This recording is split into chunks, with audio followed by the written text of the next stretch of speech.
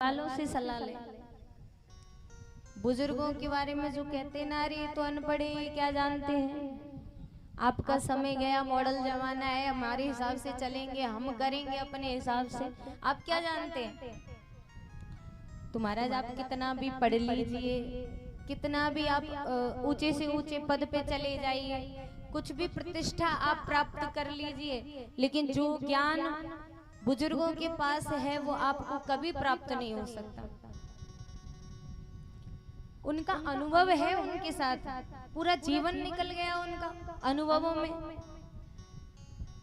बहुत से बुजुर्ग ऐसे हैं, हमें मिलते रहते हैं, बड़ा ही सम्मान करते हैं हम हृदय से बुजुर्गों का, हमें बड़े प्रिय लगते हैं बुजुर्ग।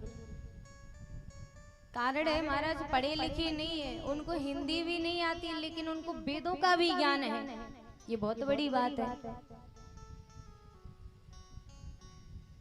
हिंदी पढ़ना नहीं आता, लिखना नहीं आता, लेकिन वेदों का ज्ञान है उनको। ऐसी ऐसी कथाएं वे बताते हैं जो हमारी भागवत में नहीं है, रामायण में नहीं, राम कथा में नहीं है, वो ज्ञान उनके पास है। अब आप बैठते नहीं है उनके साथ, उनसे वार्तालाप करते नहीं है, 2 घड़ी चैन से बैठते नहीं है, कहाँ से मिलेगा वो ज्ञान?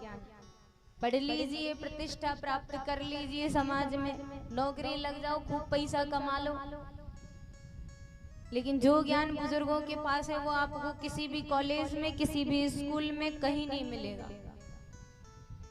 इसलिए घर में बुजुर्ग हैं तो बड़े सौभाग्य की बात है, 2 घड़ी समय निकाल के उनके पास बैठिए, बात तो कीजिए उनसे, पूछिए उनसे, अनुभव पूछिए उनके जीवन का। पूछने वाला कभी छोटा नहीं कहलाता है, आपको अनुभव मिलेगा।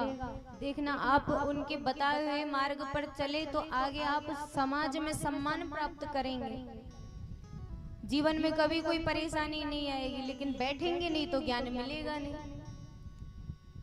आपको अनुभव कहाँ से आएगा?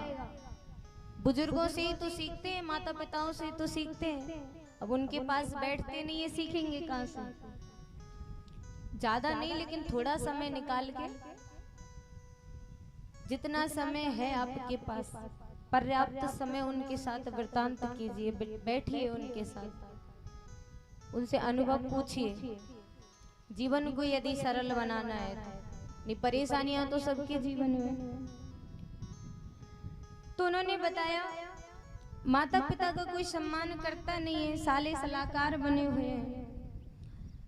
संपूर्ण कलयुग के दोष देखता हुआ मैं यमुना नदी के तट पर वृंदावन आया था।